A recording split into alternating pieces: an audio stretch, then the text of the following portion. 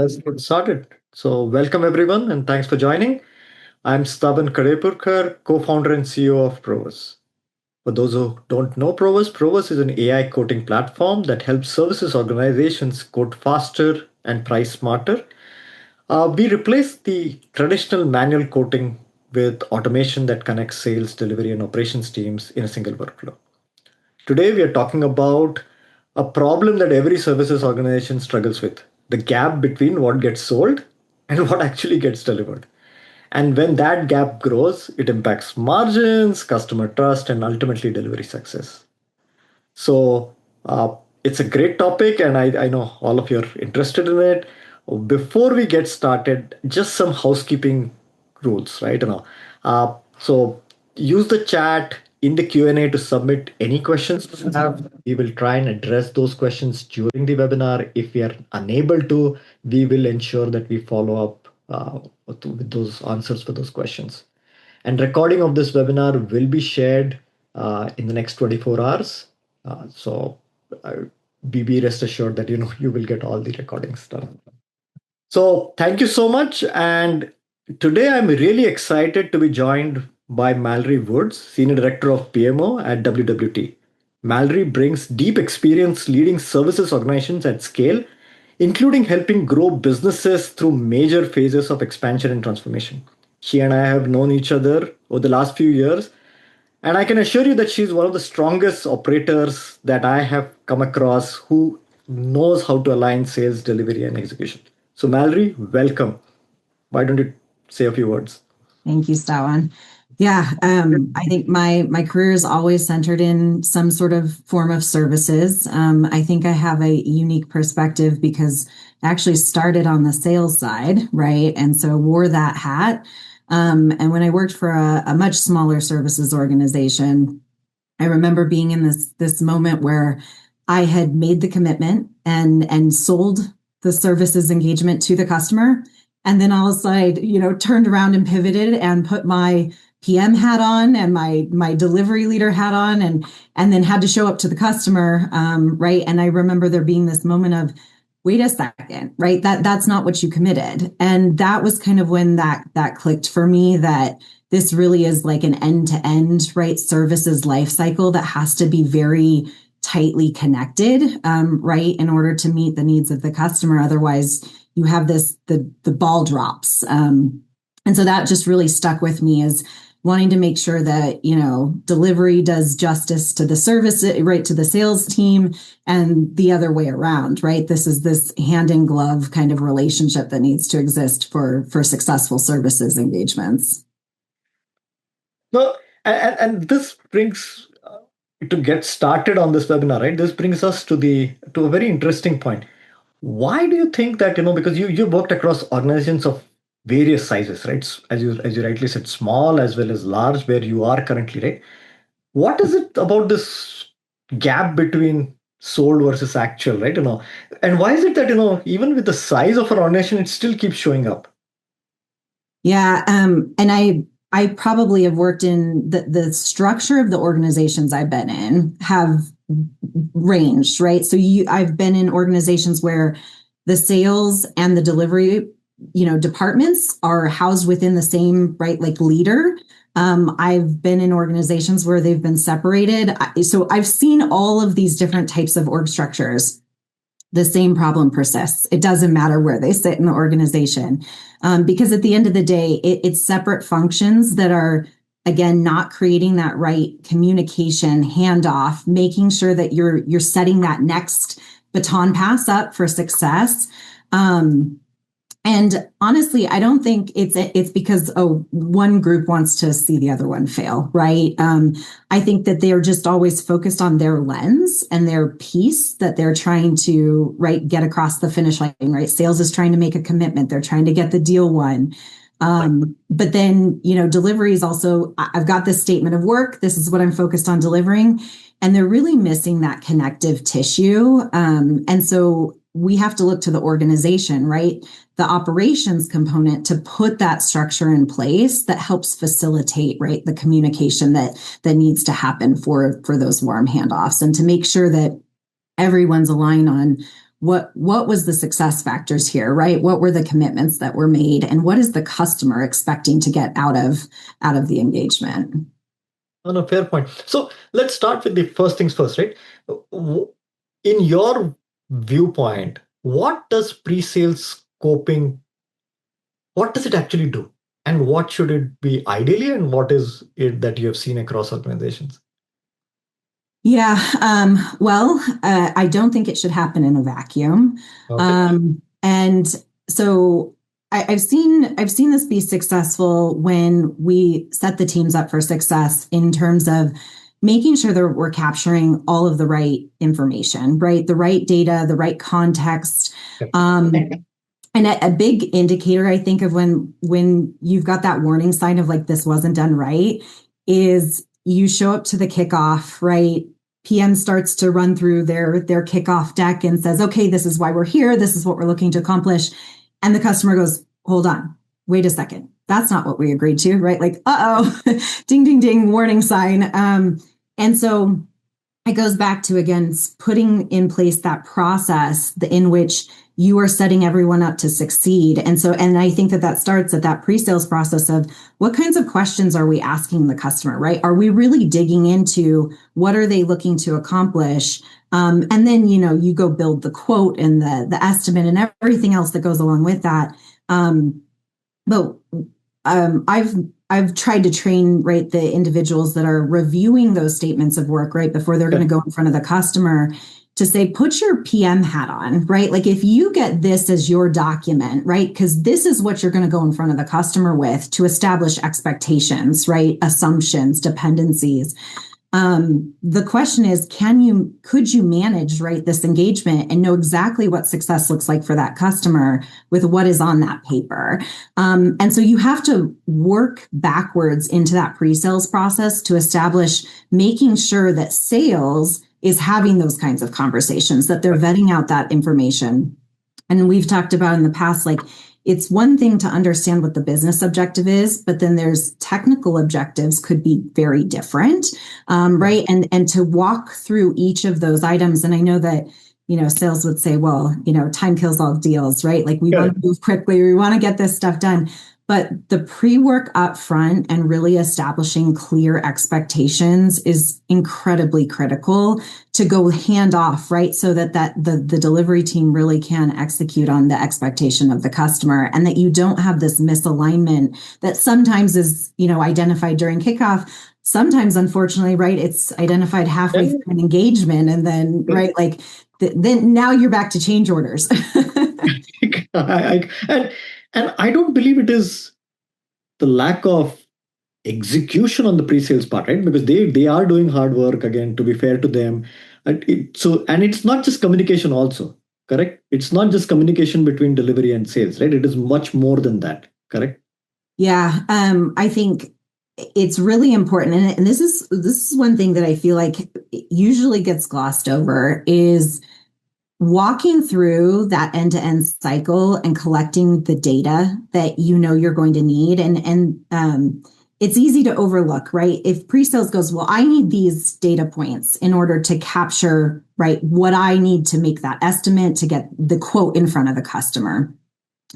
But then you have to continue that down through the entire operational path of, if we collect that data in a certain format, right, the LOE, the phases, the tasks, you have to also have a process in delivery to capture the same types of data when you start delivering, right? If you want to create that feedback loop of making sure that you are delivering services, not only that meet the customer's needs, but that are efficient, effective, margin, right, maintaining.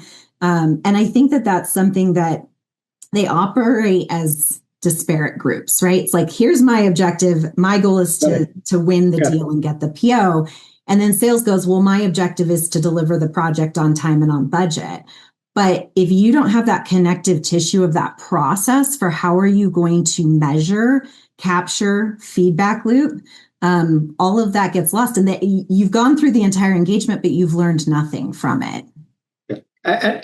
And we talked about the sales side of things. Now on the delivery side of things, when you have this disconnected process, I think you would have been on n number of escalation calls. So can you talk about it in terms of how that feeling is, and where same thing again, right? And it's like Yes. At one point in time in my past, I had a group of individuals that were so focused on escalations, right? They said, well, this is where all my time is spent. And I don't have time to spend with our pre-sales teams helping them kind of correct. navigate those pitfalls, right? Talking about lessons learned, helping to validate that what we have captured from a requirements perspective on the client side looks for all the gotchas. And they go, well, but I'm too focused on escalations. And I said, if you move upstream, right, and you're more proactive in collaborating with the pre-sales team on what good looks like, right, and why you're in these escalations, you will start to eliminate right, the escalations that are happening, and it will move you, closer to the customer and the customer's needs versus having to, be retroactively firefighting. And we always say, like, right, a really great attribute of PMs are, do they have the ability to predict the future or to look around the corner, right?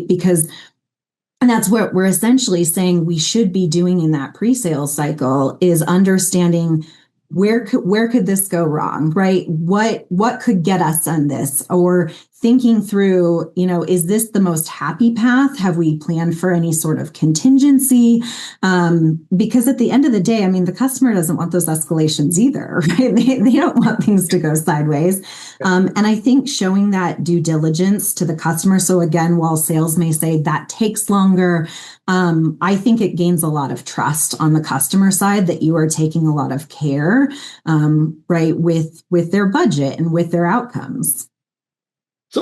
So what, having lived through this across these organizations, is there like an aha moment for you, like saying that you need this? Can you give it with some examples? Because I again, when we talked briefly about it, you were going through an escalation, and I think you have multiple places where you have seen this. So maybe an Yeah. example would be great, right? To Yeah, I have a recent one that kind of hits home. So it's become a trend at this point. But what I was noticing was, I think, obviously sales drives the revenue. The company doesn't exist without them, right? So, and we want to be very supportive. I know my organization wants to be indispensable to sales, and for them to want to bring us in, right, to these opportunities proactively. But something I was witnessing was, our team was just figuring out how to make it work at all costs, right? They were saying, this is what I was given. Contract wise, maybe we didn't have all of our, T's and C's outlined to our advantage, or different dependencies hadn't been called out.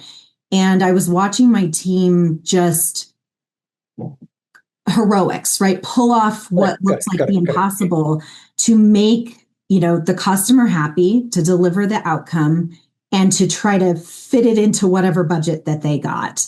And I think as a leader, right, we owe that back to our team to say that really shouldn't be required, right? And if we, again, kind of move upstream with that collaboration with the pre-sales team and start working on outlining all of those, right, assumptions that should be documented, the expectations, who owns what piece of the scope, it just puts everyone in a much better situation. Because while I appreciate heroics, right, to some degree, when it needs to be in place, quite honestly, right, having an entire team of rock stars that can pull off the impossible is not scalable, right? You cannot hire an entire organization of rock stars. It only works in certain situations.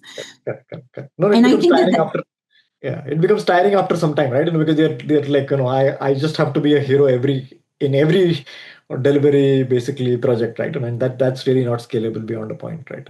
Yeah. Well, and I think that's probably the difference that I've seen in the growth of the organizations, right? At one point, when you are smaller, that is probably how you survive, right? To earn that trust of the customer, to show them that you can pull off the services.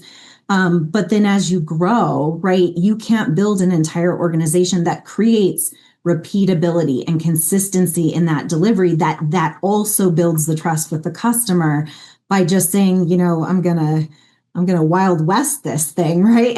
And make sure that it happens, because you can't rely on that from a consistent outcome perspective.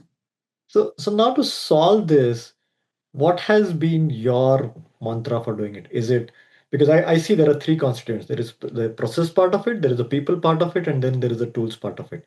Is it putting everything together, or is it focusing on one versus the other? So what have you been Um, successful with?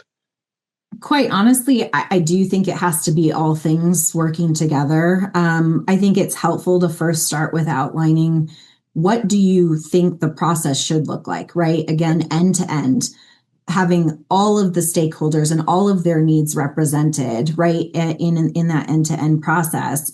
Um, then you can work into, right, like what data points then are we going to need to capture? How are we going to want to measure and report on this, right? So that we can continuously improve that process. And then you layer in the tool component piece of that, right? That gives the facilitation of the individuals, right, to support that consistent communication. And I think that one's, well, I don't want to say the tool solves everything, right? But there is a certain nuance, I think, in if you just leave everyone to decide how they're going to collect their own information, organize themselves, communicate, that also doesn't scale, right? So you need that consistent platform to say we are all working from the same sheet of music. Not everyone wrote their own song, right? that doesn't usually go over well. And then the people component, I think, is probably the last element, and that's really where I've been focused on in my current role in organization is making sure that so you've got that process, you've got the tool capturing that information. Now, how does the person pick that up and say, okay, I really understand what the business problem is here. I understand what the outcome is that the customer is looking for. I now know how to put myself in their shoes, especially when things go awry, right? And things always do in services. They never go Absolutely. perfectly to plan. And how do I understand how to make that pivot with that customer, whether that be a communication about a change request or that means engaging sales in a difficult conversation. But I think if you always, the individual always keeps a lens on what is going to make this customer successful and what are they trying to achieve? Who are they trying to achieve it for, right? Like if we're working with IT, the business is sometimes their customer, right? If we're working with the business, the end customer is their customer, right? And so really been trying to train my team on how to think like the customer.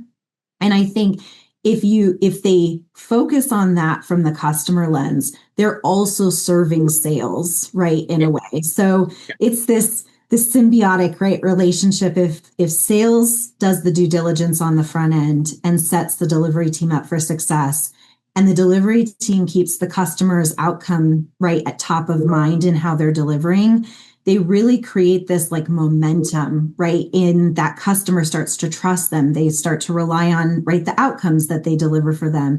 And then therefore it creates kind of this flywheel of growth in that services account. And I think that can be magical, but it's also very hard, right, to orchestrate across all of those different functions.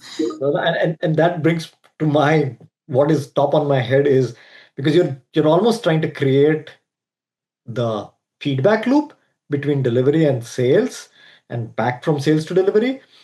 But how does that actually look like in practice, right? Because it's like historically these two organizations have been different. To your point, earlier point, sales is focused on really closing deals, delivery is always focused on delivering those deals, right? And so it's like, how do these two constituents come together and work? Yeah, and I think that's where I was just having a conversation early this morning where it's like, well, let's get in a meeting room and let's do a deal review every or a monthly review, right? Every month, And I said, I would really like to make this grounded in data, right? And reporting that we can report back to versus saying, we get in a room and we just talk about how we felt, right? Or how we perceived, right, something to plan. And so this kind of comes back again to what kind of tools or platform or reporting structures do you have in place, right? Are we all working from the same sheet of music? Of we see the same kind of data coming out? And you really can't argue with that, right? So if you say, I scoped something and here were the 5 phases and here were the subtasks that went along with that. And then you follow that all the way through to delivery of, we then tracked, right, how we delivered this. And we find out that there is a trend now, right? We've now trended data to say we consistently underscope our planning phase. And therefore it causes all of these, right, domino downstream issues. Well, guess what? We can fix that, right? And now we're all on the same page as to where the root cause was that stemmed from that. But I think, so, I mean, again, there's a people component and probably some form of a meeting. But if you don't have that baseline data set to work from, then you're usually working off of emotions, right? And finger pointing. And that doesn't create good, right, collaboration and relationship among internal stakeholders. No, absolutely. And again, just a quick, not that I want to make it a marketing for Provus, but again, I think that's where I think we at Provus, I think help organizations, right? Really helping capture the soul versus actual, because that's where most organizations see value in terms of what and you have seen it live yourself, where you've sold something, but then you start comparing it to actual, so that, the next time you try to sell something similar, what the pitfalls are and you avoid that, right? So Yeah. that's very important. So, uh, as you're building this, right, let me talk about the 800-pound gorilla, which is there on everybody's mind, AI, right? And now, for some people, AI solves everything, and AI is going to be that magic wand which is going to solve everything. For some people, there is skepticism that, I think this is just another process and another hurdle, right? Uh, in your lens, what should people be looking at, and where do you think it falls? Yeah. So I think it definitely serves a purpose. And I think, any organization that is not trying to figure out how do you leverage it or integrate it, right, like into your daily process is probably going to be behind. Um, but it doesn't solve all the problems, right? It doesn't replace strategy. It doesn't replace critical thinking. And so, we're looking at opportunities to work that into our regular process flow to say, let's leverage it for how we organize our data, right? But we still need the content, right, from the individuals. We still need that critical thinking on how we're going to apply things. But we've done this approach with a 30% head start, right? So we're like, if we can leverage AI to give us a 30% head start on any of the tasks that we're operating on, right, it just makes us faster, more efficient. Want to be cognizant of accuracy, that kind of thing, but it's been very helpful too to identify those kinds of trends, right? So if we talk about that evaluation of that entire end-to-end services life cycle, where can we see trends on some of our larger services engagements, right? It's when we continue to run into issues, right? Our risk and issue log. Can we trend some of the information so that we can reduce those risks for our customers? And so that's been very, very powerful. I think the other piece is just how we show up and present to our clients, right? The polish that it allows us and the speed, right? So, a PM can go take a bunch of notes in a meeting, but how do I go deliver that in a meaningful way when, like we were talking about right before we started, that everyone is just so busy, right? Our meeting schedules look crazy that it really doesn't give people a lot of room and space to think. Or consume, right? How many how many emails do you receive every single day? And I'm sure, right, our clients are in the same boat. And so it's like, how do you serve up just the right information at the right time so that everyone has exactly what they need to be successful? And so that's how we're working it into our workflows and trying to increase adoption with our team. No, no, fair enough. Again, we call our AI assistant because it becomes an assistant. It's somebody who Yep. is working in the background, who is giving you those tips. To your point, right? Again, that some projects failed, but again, how do you basically make sure that somebody is out there always collecting the data and you're not really relying on just one or two heroes who know what and how to fix it, right? And so Right. it's that kind of stuff, and that's where I'm seeing organizations starting to leverage AI. Uh, you talked about people, right? And the biggest problem in any organization, and again, you've seen it, is culture, right? And especially, uh, how do you get all of this into practice, right? Because I think organizations are built on culture again, and I'm not saying anybody had a wrong intention in building this, but sometimes those silos which are created or the way you have to work are there. And AI is not just disrupting it, but even I think the current trends in the market are disrupting those things, right? So how do you deal with that, right? Because at your vantage point, that's the most, I would say you would be spending 80% of your time over there, if I'm not wrong, right? Yeah, I mean, it is by far the hardest thing to do, right? Is to change people's behaviors. And it goes back to, right, we talked about the consultative, right, mindset and thinking about putting yourself in the customer's shoes, right?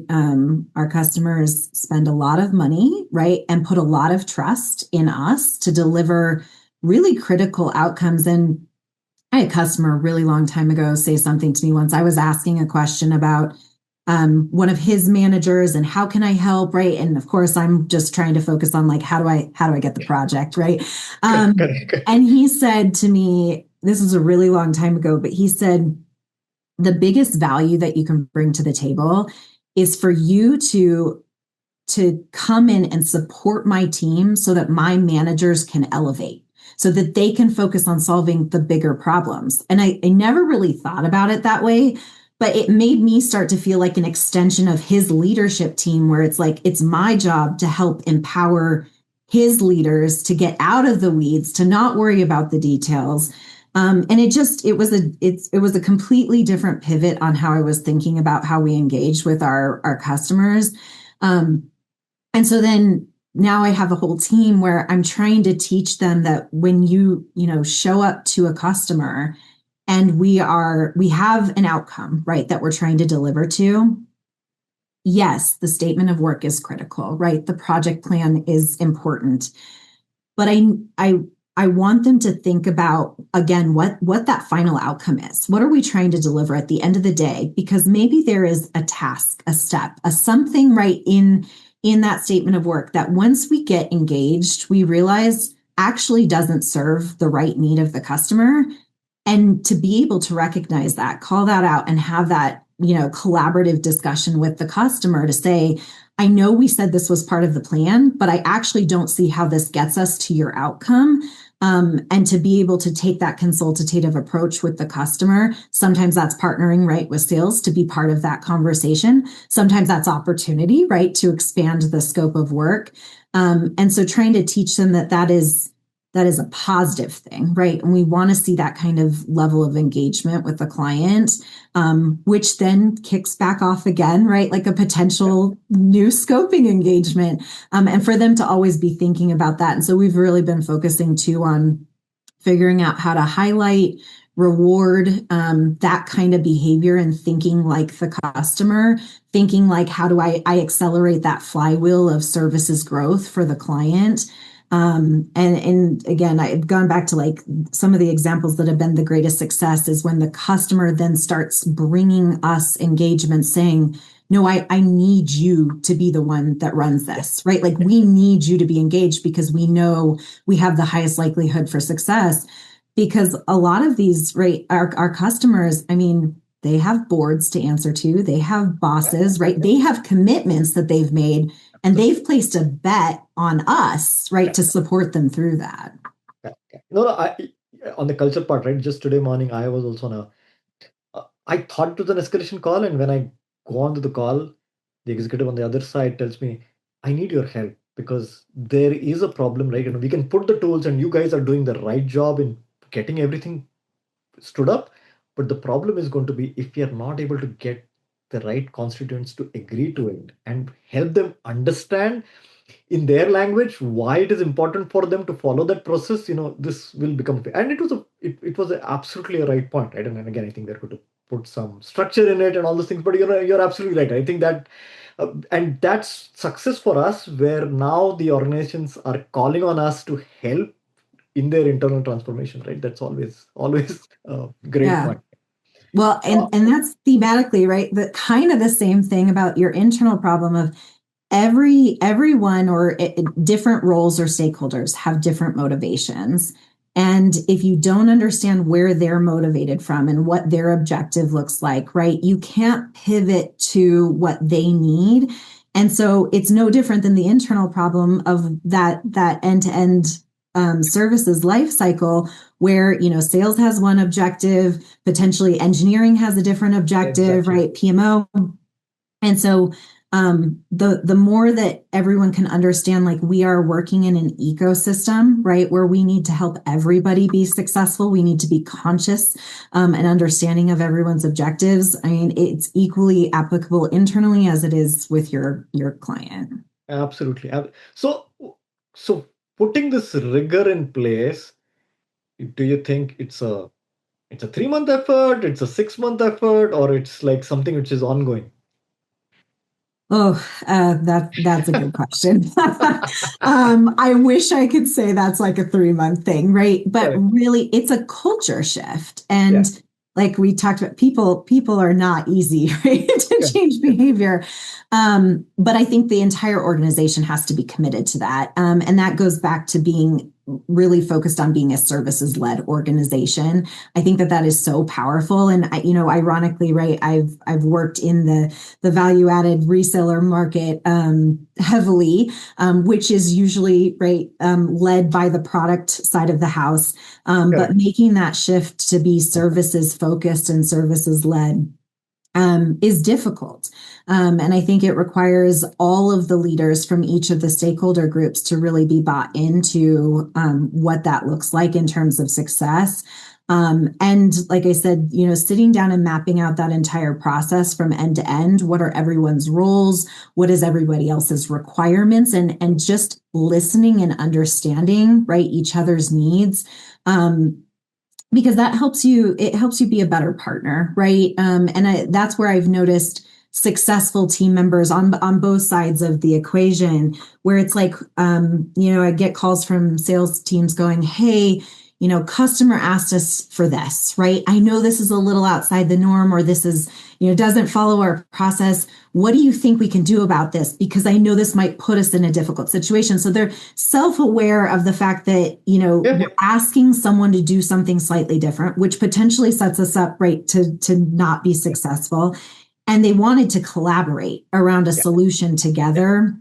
And I think once an organization has hit that and they start to see that kind of communication happening both directions, that's when you can say, okay, I think this is working. But that has to be part of the culture, right? That continues to happen on a Correct. regular basis.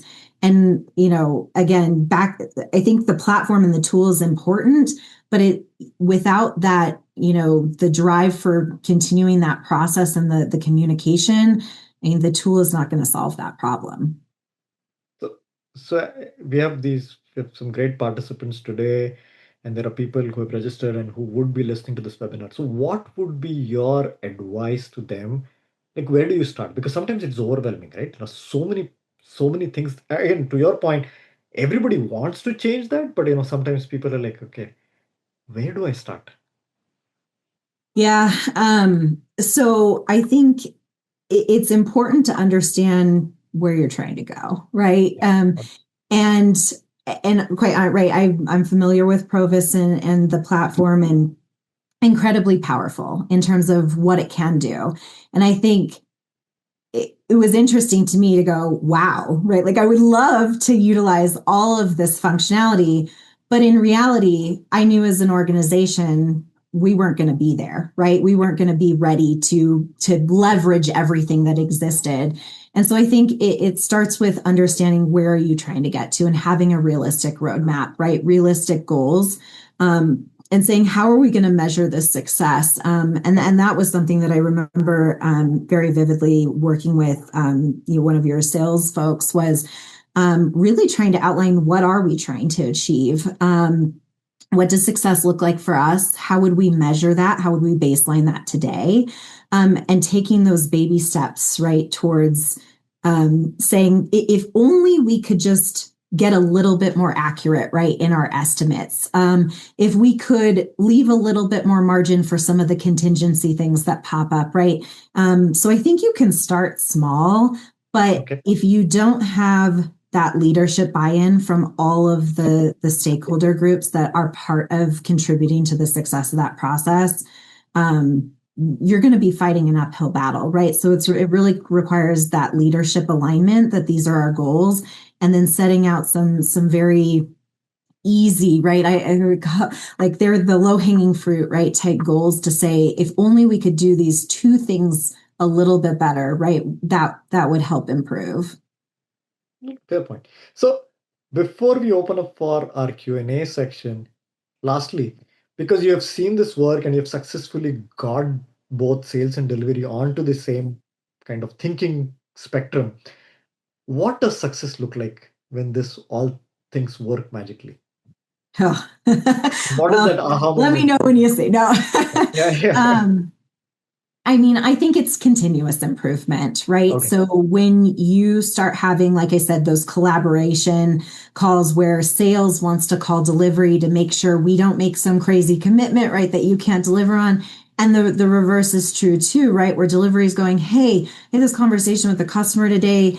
It was kind of related to my project, but I think that there might be another opportunity here, right? And then you're incentivizing, right, that kind of behavior. That's one positive, right, in terms of the communication. But then I think the other piece is as you continue to measure, right, it's are we identifying those kinds of trends of like this phase always gets us, right? Or this task, right? Or these we're continuously scoping too low of a level and we come back every single time and have to swap resources out because we just didn't estimate this at the right level. But that comes back to that trending and that data. And so when you get to start making those operational adjustments because you have the information, you have data to back that up, it's not someone's feelings. I think that that's a win, and that's going to be that continuous improvement process that continues on, right, as whatever the services are that evolves, because that is what is flexible about that process, is that you then should be able to ingest any type of services, right? If you have that process underlying everything, that foundation, then it's like, well, now we're picking up these new things and we're delivering this, that's brand new. And then you watch that evolution and that maturity of the service offering itself, run through that process. No, extremely fair. No, it was fantastic. So let's open it up for Q&A. Oops, please. I do have some offline questions already come in, but again, I think anybody on the call, if you have questions, please feel free to ask us any kind of questions. So Mallory, while we're waiting for people to figure out their questions, a question which had come offline. So somebody had asked, like, we have our data in PSA, right? We use PSA for tracking our project, but pre-sales or sales never sees it. So how do you make that accessible? Do you just give them login access over there? Because that's not really going to solve it. So how do you bridge that gap? That's not how I would approach it. Well, because then that's just, it's data without context. Exactly. And so I think a good practice would be to have a regular, right? We were talking about that earlier today, this regular kind of business review, right? Or look back to say, hey, we want to bring you in, right, to the communication and make sure that you understand what's happening. We want to learn, right, from our mistakes. So I don't think, keeping it closed off is not the right answer either, right? I think transparency is always the best, but making sure that you have that the data curated in a way that makes sense, right? That is relevant for sales. No one's trying to keep anything from them, right? But to say, you know, is sales going to misinterpret something, right? That maybe looks like an issue in the PSA data. Do they need to see every little time entry? Probably not, right? But how do you create a management type roll up? And we have talked about that too. Sales, they're protective of their customer, right? That is their revenue stream, is fair. But in my history, it's been sales wants to know that you're taking care of your customer in the same way that they would, right? Correct. And so as long as you keep them informed of what is top of mind and most important, and we always call it like the raising the flag, right? Like, let's make sure they're in the know if there's something that could go sideways, and that you're keeping that open communication. The more proactive and engaged we are with them, the more comfortable that they feel that we're taking care of their customer the way that they would like, right? And then when those issues arise, no one's surprised. We're having a collaborative discussion for how we work through those issues. Yeah. Yep. So not a free for all, but curate I in the what you need to know. Correct.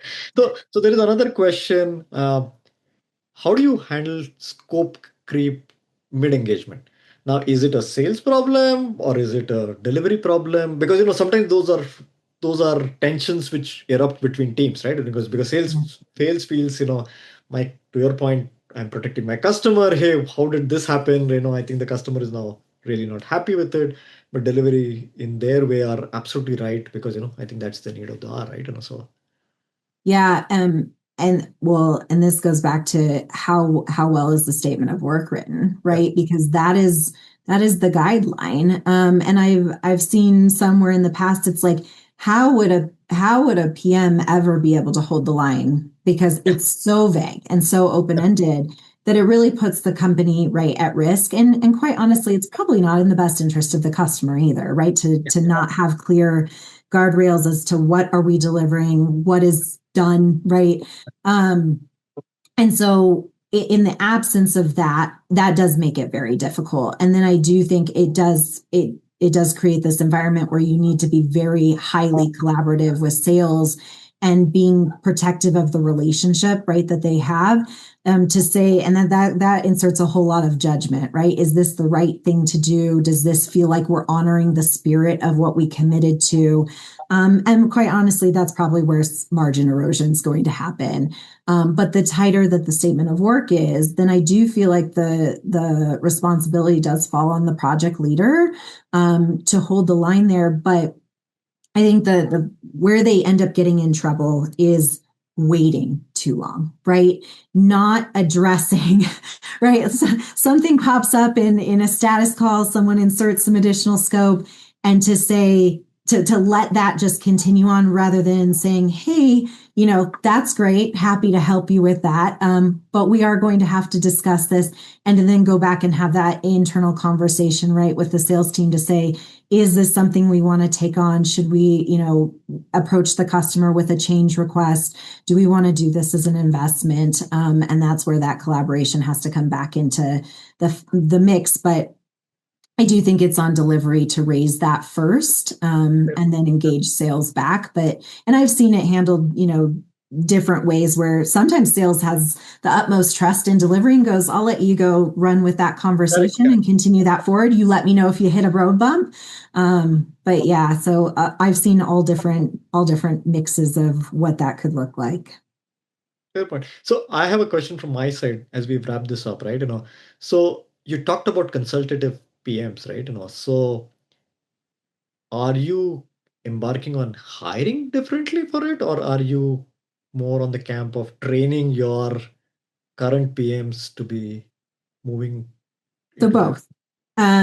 both. I do think for some, they've got it in them, right? And it's more of an expectation setting and training. We did an exercise last year where I developed a persona rather than just a job description. It's like, what what attributes from a personality perspective, right, really create success in this role, and that are going to show up the way that we're expecting people to. I think you can very much teach, right, the practice of project management. It's very hard to teach, right, that consultative Yeah. lens or viewpoint. So yeah, we established the persona. We're revamping how we are interviewing. And so how do we flesh out, right, and create that discernment in interview questions to identify the people that fit that persona, that Right. don't just check the box of, yes, they have the skill set, they have the PMP, they know how to, manage status updates, that kind of thing, risks and issues. But how do we help them show up better to our customers? And that goes back to the how do we make them indispensable to sales, right? We really want sales to see us as their partner. Correct. And we want the client to feel like we are there, right? Helping to support their success and our stakeholders' career paths, and making them Absolutely. have successful board presentations. No, no, this is fantastic. I think, and I know you and I are passionate about it, and we can continue for another 2 hours if, but we have, uh, again, we have kept it a 45 minutes talk, and I think we are at the hour. So first and foremost, thank you so much, Mallory, for taking out time for this insightful talk, right? And really, really appreciate. Yeah, thanks for having me. It was great. Thank you so much, and thanks to all our participants for attending the call. Thank you.